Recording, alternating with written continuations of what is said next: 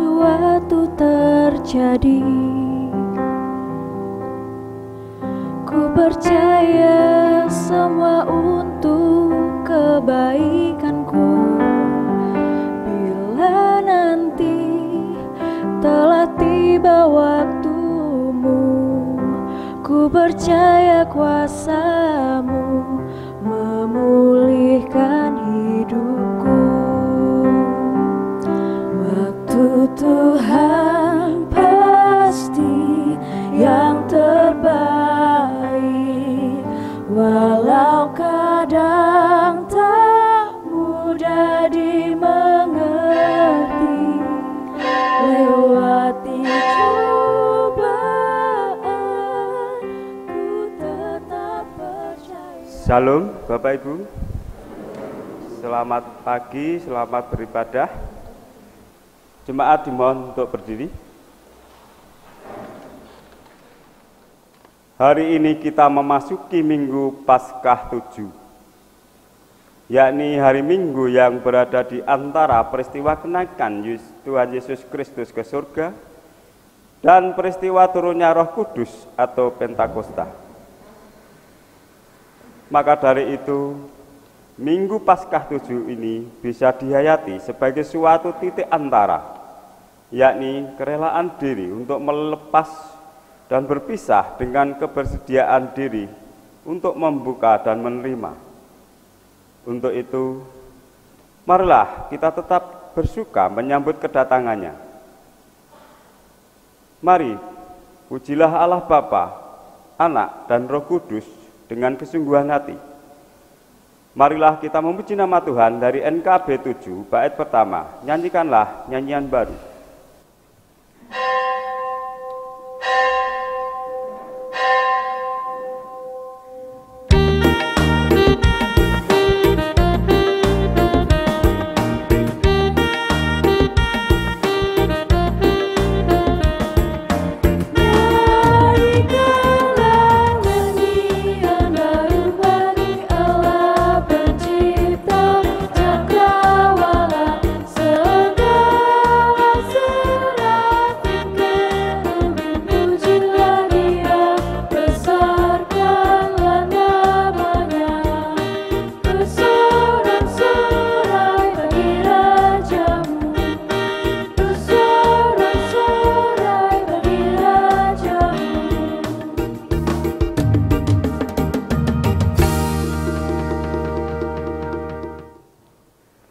Kita masuki ibadah ini dengan pengakuan penolong kita adalah Tuhan yang menciptakan langit, bumi, dan segala isinya, dan yang setia menepati janji keselamatan yang telah dinyatakannya.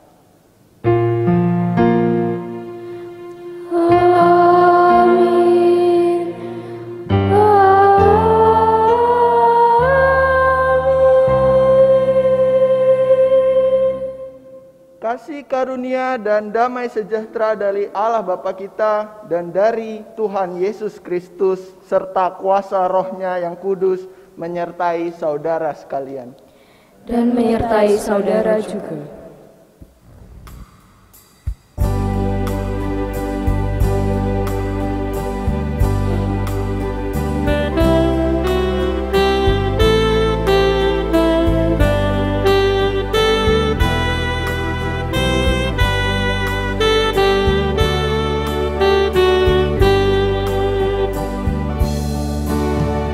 Di dunia yang penuh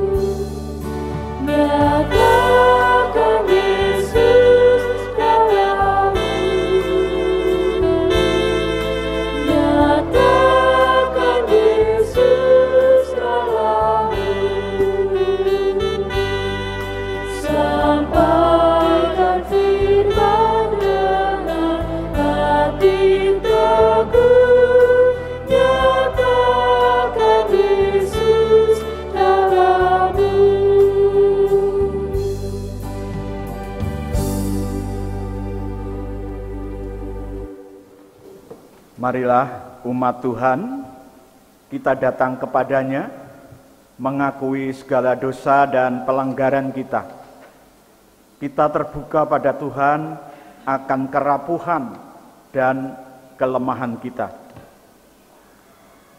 Dipersilahkan kepada jemaat untuk menaikkan doa secara pribadi.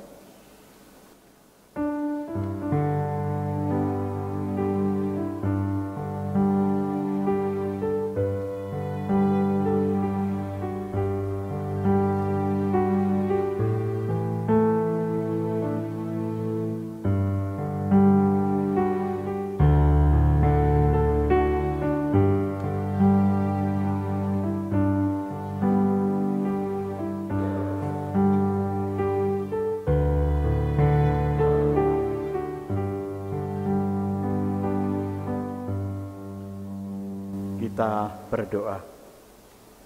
Kristus Sang Penebus, ampunilah setiap kami yang lemah, sucikanlah kami yang penuh dosa dan kesalahan ini.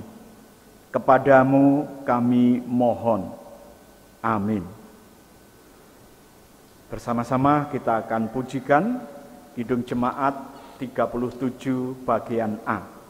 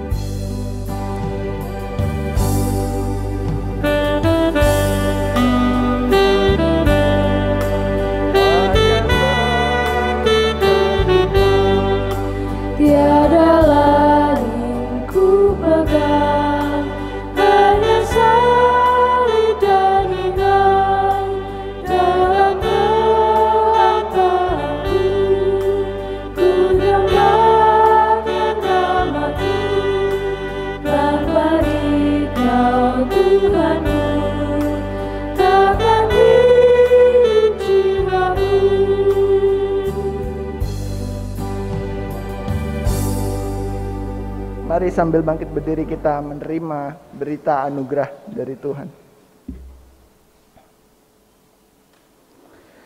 Sebagai umat Tuhan yang telah diperdamaikan dan diampuninya, kini terimalah berita anugerah yang diambil dari Ulangan 31 pasalnya yang ke-6.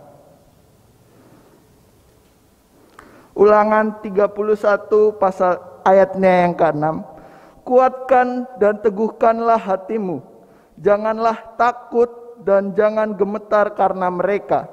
Sebab Tuhan Allahmu, dialah yang berjalan menyertai engkau. Ia tidak akan membiarkan engkau dan tidak akan meninggalkan engkau. Demikianlah berita anugerah dari Tuhan. Syukur kepada Allah. Mari kita nyanyikan nyanyian kesanggupan kita yang terambil dari NKB 213 baitnya yang pertama.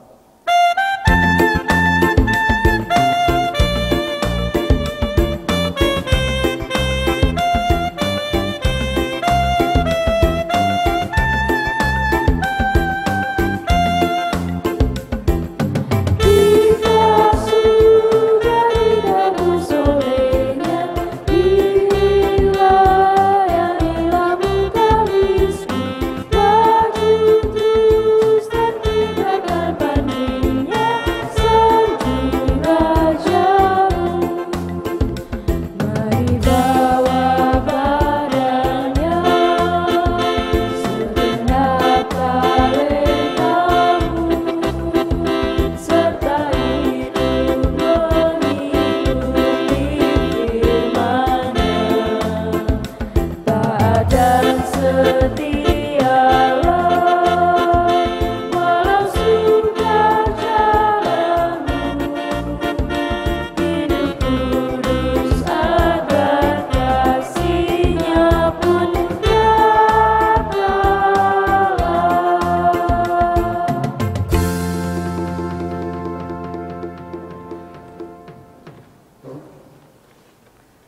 Mari sebelum kita membaca Injil dan mendengarkan khotbah, kita bersatu dalam doa.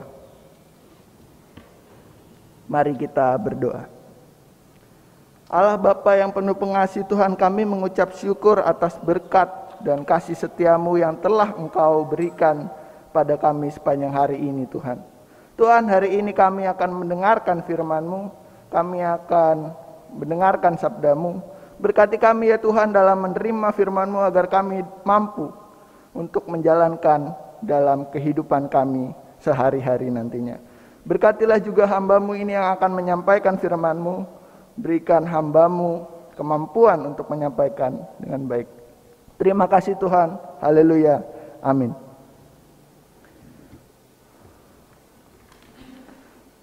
Pembacaan Injil Yesus Kristus diambil dari Yohanes pasalnya yang ke-17 ayat 6 sampai 19.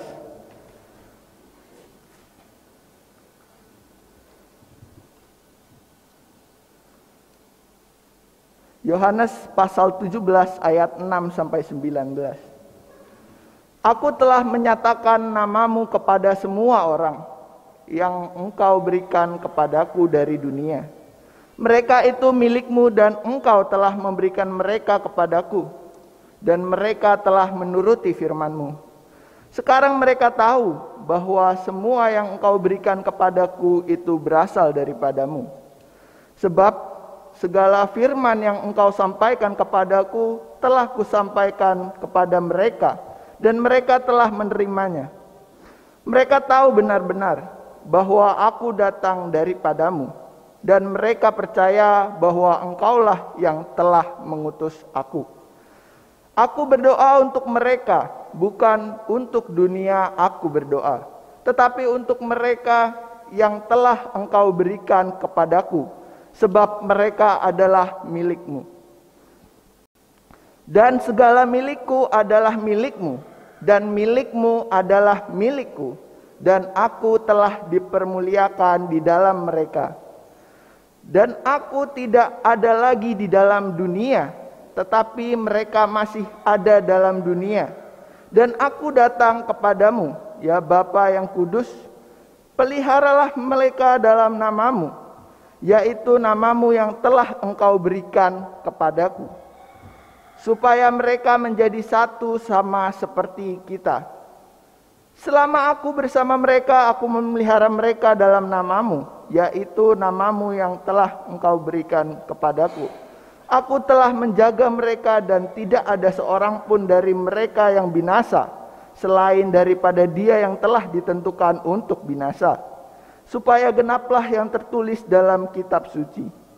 Tetapi sekarang aku datang kepadamu, dan aku mengatakan semuanya ini sementara aku masih ada dalam dunia, supaya penuhlah sukacitaku di dalam diri mereka. Aku telah memberikan firman-Mu kepada mereka dan dunia membenci mereka, karena mereka bukan dari dunia, sama seperti aku bukan dari dunia. Aku tidak meminta supaya Engkau mengambil mereka dari dunia, tetapi supaya Engkau melindungi mereka daripada yang jahat. Mereka bukan dari dunia, sama seperti aku bukan dari dunia.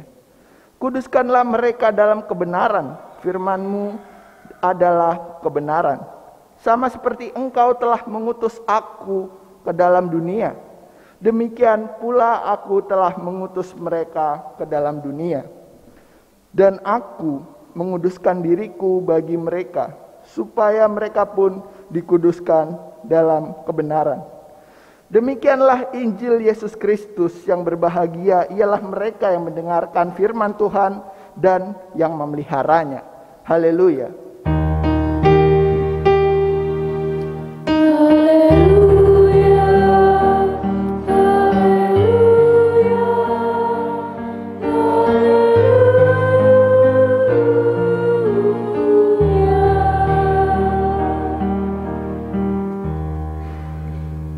Seorang pemuda membunuh kekasihnya karena gelap mata mengetahui sang kekasih selingkuh.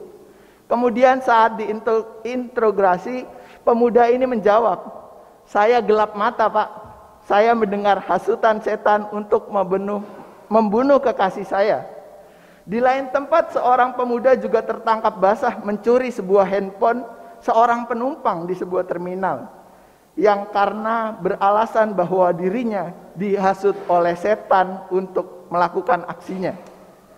Kemudian di Riau ada kasus seorang ayah yang tega membunuh anaknya yang masih berusia 3 tahun dengan alasan mendengar bisikan setan yang menyuruhnya membunuh anaknya dalam rangka ritual pengusiran setan. Tentunya kita sangat akrab betul dengan bisikan setan ini. Selama ini ketika kita melakukan tindakan negatif, biasanya kita selalu menyalahkan, oh ini bisikan setan. Oh ini ada yang bisikin saya. Ini setan ini bilang saya suruh melakukan ini. Tetapi ketika kita melakukan hal-hal positif, Bapak Ibu Saudara, ketika kita mau menolong orang lain, ketika kita mau jujur, apakah kita pernah bilang, wah saya melakukan hal baik ini karena saya dibisikin sama malaikat, saya dibisikin sama Tuhan Yesus, saya suruh melakukan hal ini. Biasanya kita jarang berbicara seperti itu. Kita justru membanggakan diri kita. Kita berpendapat bahwa ketika kita melakukan hal baik, itu yang kita lakukan itu berasal dari diri kita sendiri. Kita terus membanggakan diri kita bahwa ya itu perbuatan saya, tidak ada pengaruh dari siapapun. Tetapi ketika kita negatif, pasti kita bilang, oh itu bisikan setan, itu hasutan dari setan. Tetapi hal ini sering terjadi di dalam kehidupan kita. Bapak Ibu, mari kita melihat bacaan kita pada hari ini. Yohanes 17 ayatnya yang ke-6 sampai 19. Pada ayat yang ke-6 sampai 8, konteks pada saat itu Yesus sedang berdoa kepada Bapa, di mana disebutkan bahwa mereka ini milikmu. Ini menunjukkan bahwa Yesus merupakan perantara antara Bapa dengan umatnya. Relasi antara Yesus dan Bapa dan para murid-muridnya membuat dirinya berkata demikian. Yesus hadir sebagai yang diutus Bapa untuk menebus dosa-dosa manusia. Penggunaan kata milik di sini dilihat dari bahasa aslinya yang merupakan tereo, bahasa Yunani, yang artinya adalah untuk memelihara, yang kemudian memiliki keterkaitan dengan pemeliharaan Bapa kepada umatnya. Serta ketika Bapa melihara apa yang dimilikinya, umatnya, yakni kehidupan umatnya, tentunya umat itu sudah tidak sendiri lagi. Kehidupan umat itu juga saling keterkaitan dengan kehidupan Sang Bapa. Karena melalui pemeliharaan itu, umatnya telah menerima apa yang Bapa ajarkan sebelumnya. Dan mereka tentunya mengetahuinya. Kemudian pada ayatnya yang ke-9, aku berdoa untuk mereka. Yesus menekankan di sini, mereka yang dimaksud itu adalah orang-orang percaya, Bapak Ibu. Yang di dalamnya ada murid-muridnya, ada kita-kita sekalian ini. Ketika kita membahas mengenai orang percaya, tentunya kita sudah merupakan orang percaya. Bukan aku di dalam dunia, bukan untuk dunia aku berdoa. Di sini bukan mengenai dunia kehidupan secara umum, Bapak Ibu. Yang kehidupannya kemudian dikaitkan dengan kehidupan kita sekarang ini. Melainkan yang dimaksud adalah dunia orang-orang yang rohnya masih mengikuti dunia, yang kehidupannya masih diatur oleh roh duniawi. Tetapi untuk mereka yang telah Engkau berikan kepadaku, sebab mereka adalah milikmu. Kemudian kembali Yesus menegaskan bahwa Yesus memang berdoa untuk orang-orang percaya yang merupakan kepunyaan Bapa. Penegasan yang dibuat Yesus melalui doanya merupakan sebuah bentuk ia sangat memperhatikan kehidupan umatnya. Kemudian pada ayatnya yang ke-10, dan segala milikku adalah milikmu, dan milikmu adalah milikku, dan aku telah dipermuliakan dalam mereka. Melihat bahwa kesatuan yang dimiliki oleh Bapa dan Yesus merupakan kesatuan yang ilahi, di mana kepemilikan oleh Bapa juga dimiliki Yesus. Dalam hal ini orang-orang percaya yang dipilih Yesus menjadi umatnya tentunya berbeda ketika kita membandingkan dengan kepemilikan materi. Melalui ini saya teringat sebuah semboyan, uangmu adalah uangku dan uangku ya uangmu. Ini menunjukkan bahwa kepemilikan dalam kehidupan kita sehari-hari biasanya masih bersifat egois. Ketika kita memiliki sesuatu, kita masih memikirkan untuk diri kita sendiri. Tetapi Yesus menunjukkan sebuah pemikiran yang revolusioner, yang justru memperlihatkan totalitas dalam hal kepemilikan dengan relasinya bersama Bapa. Kemudian di ayatnya yang ke-11, dan aku tidak ada lagi dalam dunia, tetapi mereka masih ada dalam dunia.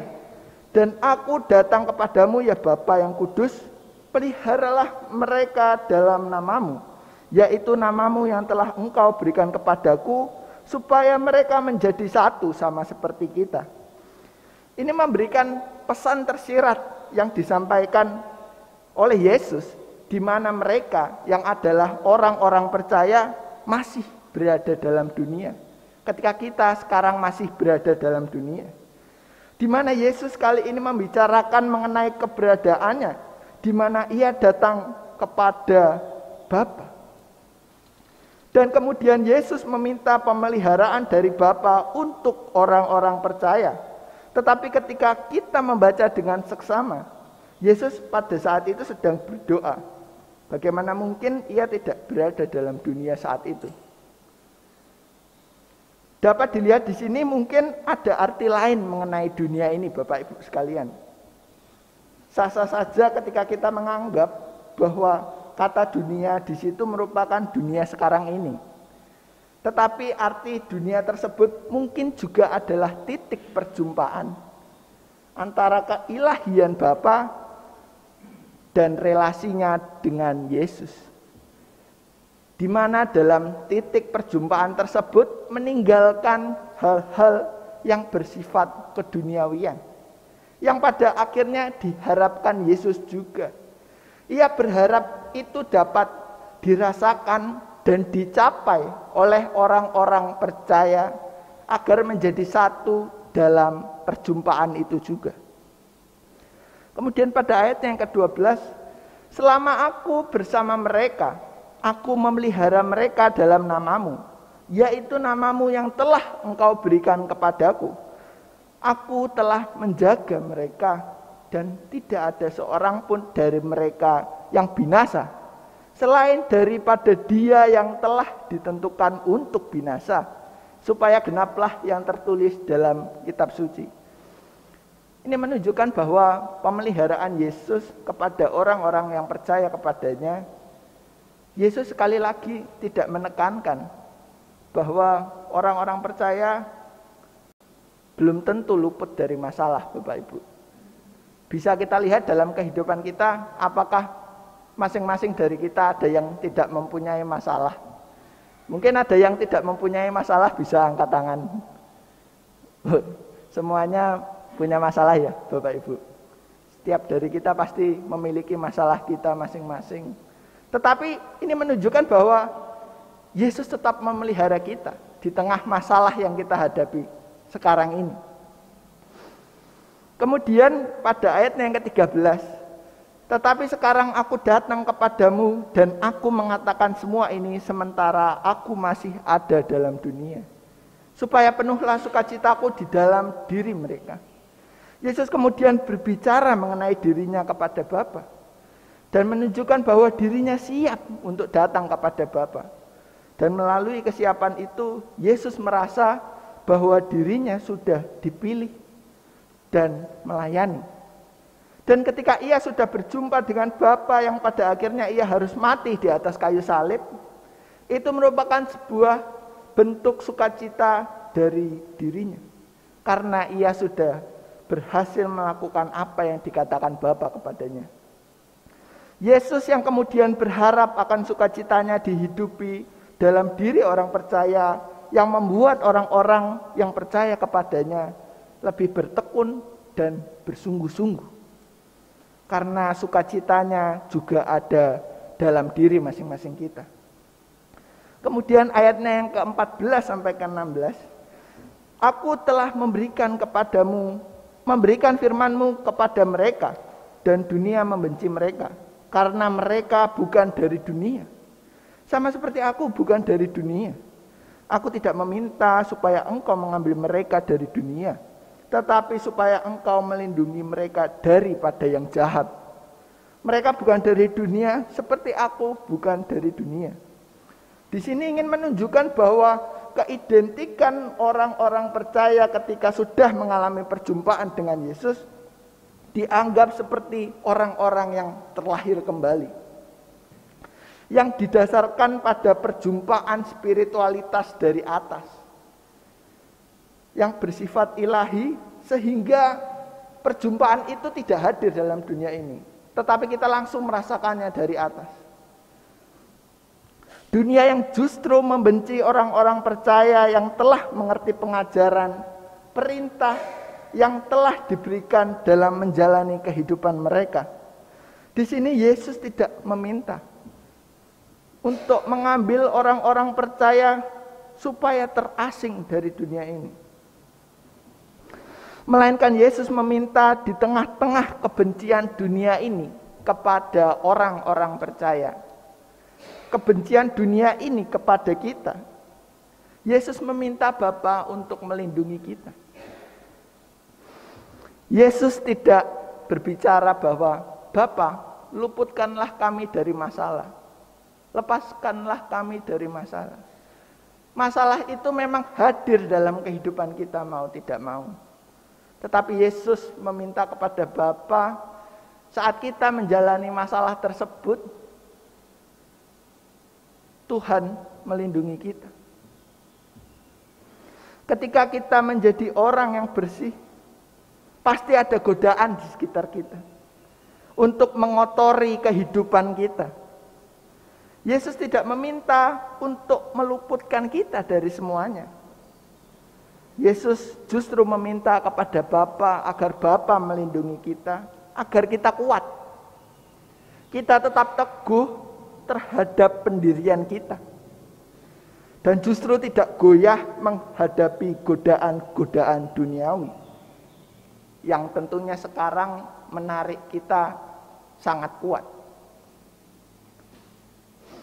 Kemudian pada ayat yang ke-17 sampai 18, menguduskan berarti menyisihkan diri untuk suatu tugas khusus, yang kemudian kita dapat lihat sebagai tugas kepada dunia.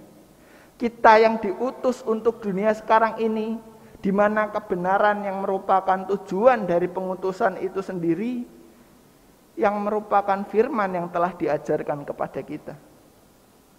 Dan melalui pengutusan ini diharapkan orang-orang percaya menyadari bahwa kekudusan yang mereka alami dapat berpengaruh kepada kehidupan mereka.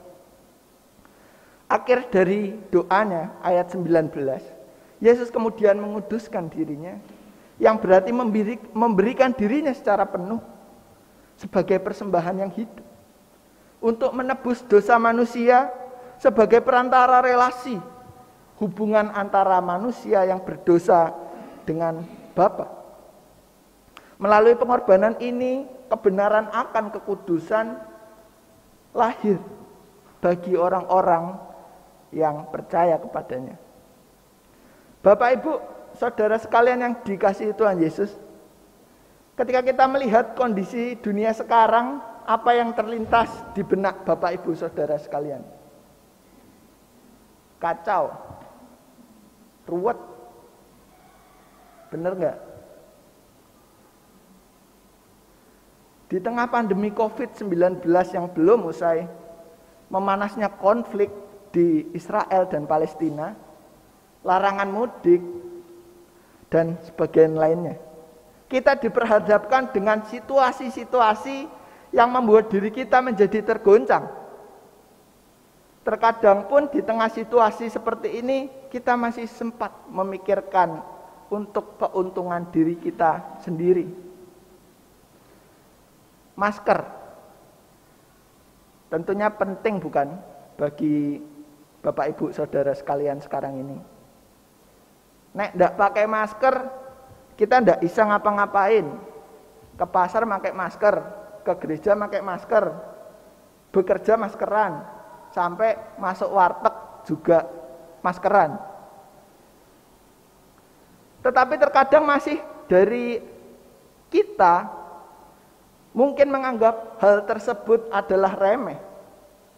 Nek aku pakai masker, gantengku dan cantikku nggak kelihatan dong. Copot masker bentar ben gantengku ketok. Nah, itu hanyalah contoh. Padahal saya nggak ganteng Bapak Ibu Saudara. Itu hanyalah contoh sebagian dari kehidupan kita.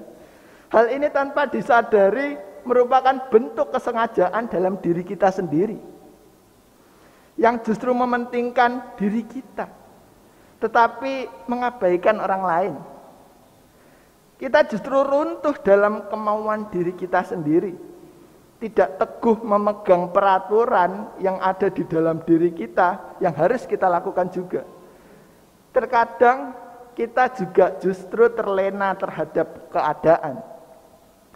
Baru-baru ini ada pemberitaan dari White House, salah satu akun Twitter, mengenai orang yang sudah divaksin bisa copot masker. Jadi kita nggak perlu repot-repot pakai masker ini ketika kita sudah divaksin. Ini sama saja seperti kita berpikir bahwa kita tuh kebal terhadap corona karena kita sudah divaksin. Ini merupakan sebuah statement yang mungkin bisa menguntungkan dan bisa justru mematikan bagi kita sendiri. Ketika kita sudah berpikir bahwa diri kita kebal, apakah kita berpikir juga virus itu masih bisa bermutasi, Bapak Ibu? Ketika kita memikirkan sebuah peribahasa, lebih baik mencegah daripada mengobati. Nah, masker ini merupakan contoh sederhana dalam hidup sekarang. Banyak hal lain mengenai godaan-godaan dunia. Yesus mengajak kita untuk melihat bahwa kita memang tidak ditarik untuk lepas dari godaan tersebut. Yesus tidak mengajak kita lari dari godaan tersebut. Tetapi Yesus berharap kita dapat melewatinya. Kita dapat berjalan dalam godaan tersebut dengan kekuatan darinya. Sekalipun dunia membenci kita, ketika kita mempertahankan diri kita yang berintegritas, kita tetap diberikan kekuatan untuk menjalaninya. Seperti contoh, semakin tinggi pohon, semakin besar angin yang menerpanya. Sama seperti kita Bapak Ibu Saudara, ketika kita meneladani kehidupan Yesus yang berpegang teguh pada perintah Bapaknya, makin banyak kebencian yang kita rasakan. Melalui kebencian itu diharapkan kita mampu untuk terus bertumbuh di dalam iman kita. Pasti dari kita sekalian pernah mengalami hal seperti itu. Ketika kita mencoba untuk berbeda dari yang lainnya. Ketika kita mencoba untuk jujur di tengah pekerjaan kita, pasti itu merupakan sebuah hal yang tidak mudah. Apalagi di circle, di lingkaran pergaulan kita yang sudah memang sulit. Pasti kita akan dijauhi. Itu contoh sederhananya Bapak Ibu. Contoh lagi dalam pergaulan. Saya merupakan orang yang tidak merokok waktu itu sebelum saya masuk teologi. saya kemudian merasa bahwa rokok itu sebuah jalan masuk untuk dapat bergaul. Ketika saya melihat bahwa rokok itu merupakan sebuah hal yang menurut saya waktu saya kecil adalah hal yang harus dijauhi, sangat dilarang. Tetapi pada saat itu juga saya berpikiran bahwa oh ya, gak selamanya merokok itu negatif, gak selamanya merokok itu merupakan dosa. Tetapi ketika kita bijak menggunakannya, ketika kita mengerti apa sih fungsinya, kita akan sadar bahwa rokok itu enggak sekedar merusak kesehatan, tetapi ada sisi lain. Tetapi sekali lagi Bapak Ibu, kita harus bijak. Kita memang dikatakan bahwa tidak ditarik dari godaan. Kita memang tidak diluputkan dari godaan-godaan yang ada dalam kehidupan kita. Tetapi melalui bacaan firman ini, kita diingatkan bahwa kita memang hidup dalam godaan. Kita memang berada dalam godaan duniawi yang ada di sekitar kita. Mungkin sepenggal lagu ini dapat mengingatkan Bapak Ibu. Di dalam dunia ada dua jalan, lebar dan sempit. Mana kau pilih? Yang lebar api, jiwamu mati. Tapi yang sempit, Tuhan berkati. Lagu ini menurut saya merupakan lagu yang masih relevan sampai sekarang ini. Kesanggupan menempuh jalan yang sempit, bergeronjal, dan bahkan rusak, namun pada akhirnya berbuah baik, yakni berkat dari Tuhan. Atau justru kita masuk ke dalam godaan jalan yang besar, lebar, halus, tetapi berujung dalam kesia-siaan pada akhirnya. Hendaknya lagu ini tetap setia menjadi pengingat kita dalam kemelut dunia yang semakin mencekam sekarang ini. Amin.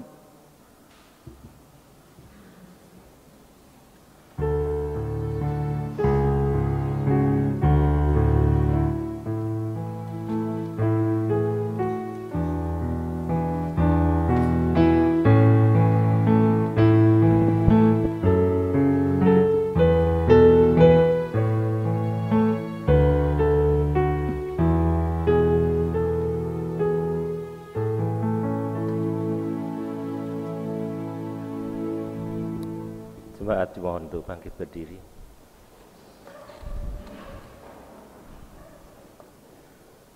Bersama-sama dengan umat Allah di sepanjang masa dan di mana di seluruh dunia ini, mari kita bersama-sama memperbarui iman kita bersama-sama dengan mengungkapkan pengakuan iman rasuli. Aku percaya kepada Allah Bapa yang Maha Kuasa, Khalik langit dan bumi, dan kepada Yesus Kristus anaknya yang tunggal Tuhan kita, yang dikandung daripada Roh Kudus, lahir dari anak darah Maria, yang menderita di bawah pemerintahan Pontius Pilatus, disalibkan, mati dan dikuburkan, turun ke dalam kerajaan maut. Pada hari yang ketiga bangkit pula dari antara orang mati, naik ke surga, duduk di sebelah kanan Allah, Bapa yang Maha Kuasa, dan akan datang dari sana untuk menghakimi orang yang hidup dan yang mati. Aku percaya kepada Roh Kudus, gereja yang kudus dan am, persekutuan orang kudus, pengampunan dosa, kebangkitan daging, dan hidup yang kekal. Dipersilahkan kembali.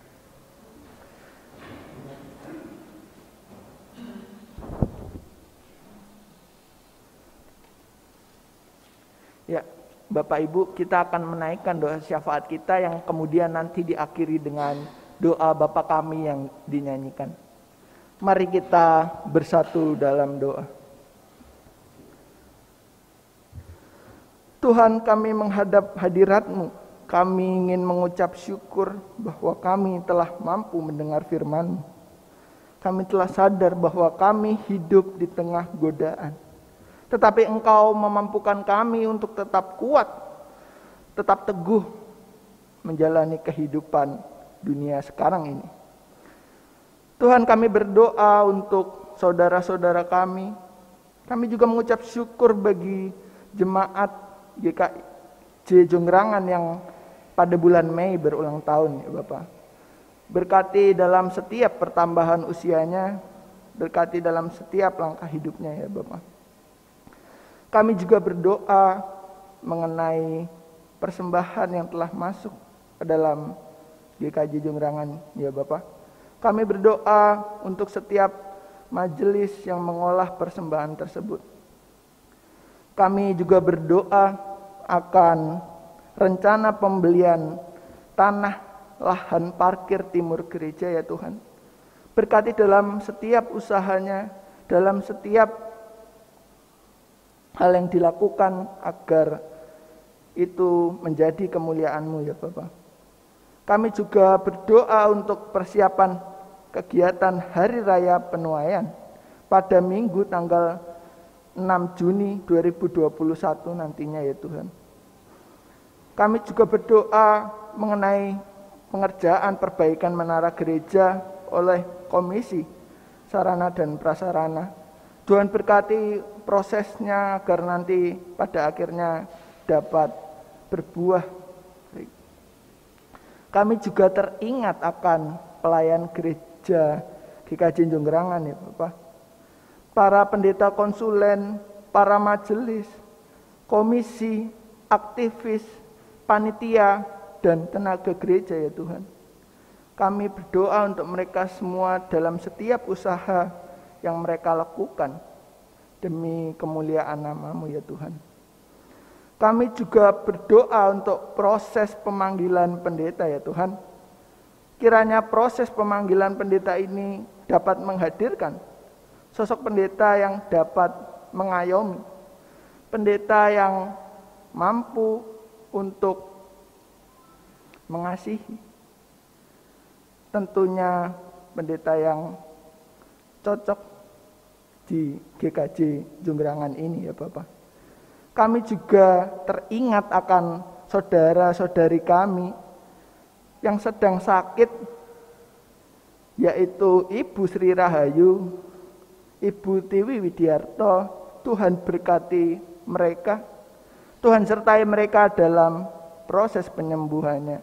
Dan kami juga teringat akan saudara-saudari kami yang mungkin belum kami sebutkan, yang sedang sakit, yang sedang mencari pekerjaan, yang sedang mencari pasangan hidup. Tuhan berkati mereka semua. Kami juga berdoa untuk situasi pandemi COVID-19 yang semakin mencekam, yang terus bertambah kasusnya.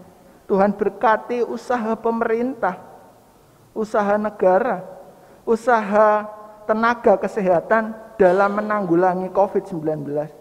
Tuhan berkati mereka semua.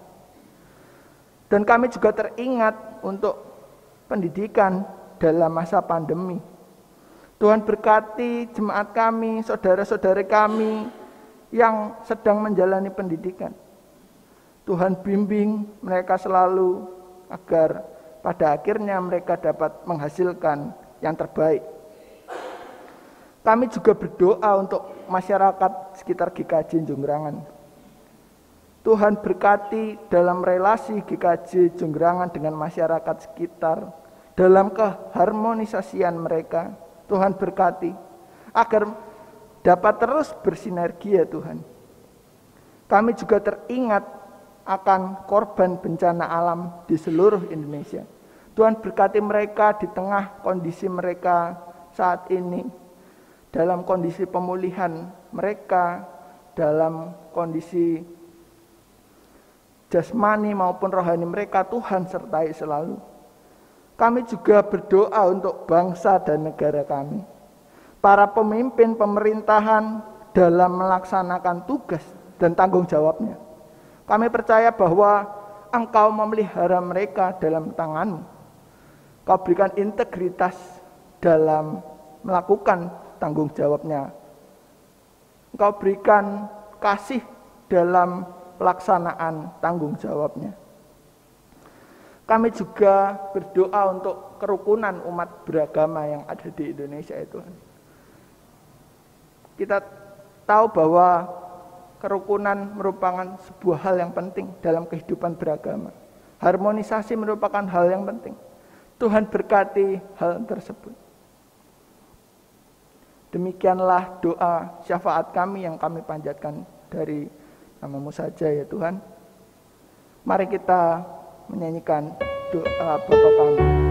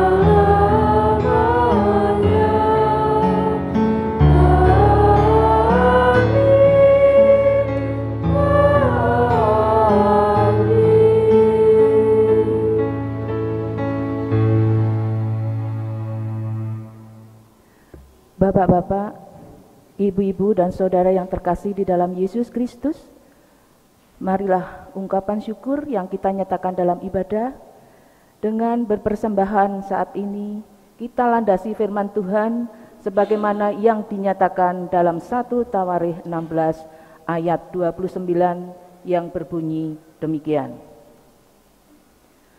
Berilah kepada Tuhan kemuliaan namanya, bawalah persembahan dan masuklah menghadap Dia, sujudlah menyembah kepada Tuhan dengan berhiaskan kekudusan. Untuk mengiringi persembahan, marilah kita memuji nama Allah dari Kidung Jemaat 439 bait yang pertama. Bila topan keras melanda hidupmu.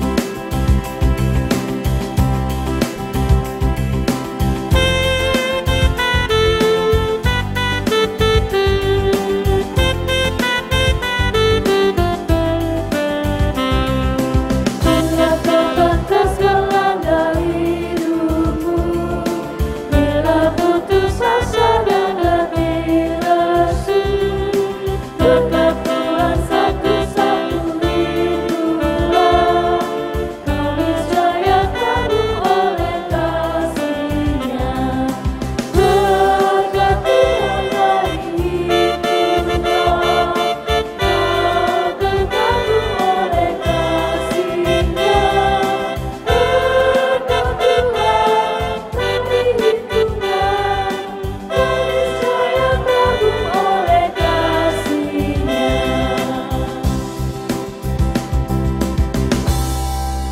mohon jemaat berdiri.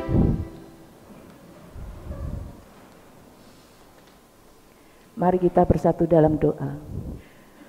Bapa yang Maha Kasih yang kami kenal di dalam Tuhan Yesus, saat ini kami mengucap syukur atas setiap berkat yang kami terima. Bapa, kami bawa persembahan syukur kami, kuduskan dan layakkan setiap persembahan, baik mingguan, bulanan, perpuluhan, dan biarlah melalui persembahan ini nama-Mu dimuliakan dan mampu menjadi berkat bagi setiap orang di sekitar kami. Mohon berkat bagi hamba-Mu yang mengelola persembahan dan setiap yang dikerjakan sesuai dengan kehendak-Mu. Ampunilah segala dosa kami di dalam mengaturkan persembahan ini dan kuduskanlah untuk layak di hadapan-Mu. Segala kemuliaan hanya bagi nama-Mu. Di dalam nama Tuhan Yesus kami mengucap syukur. Amin. Marilah kita memuji Allah untuk nyanyian pengutusan dari Kidung Jemaat 416 bait yang pertama, Tersembunyi Ujung Jalan.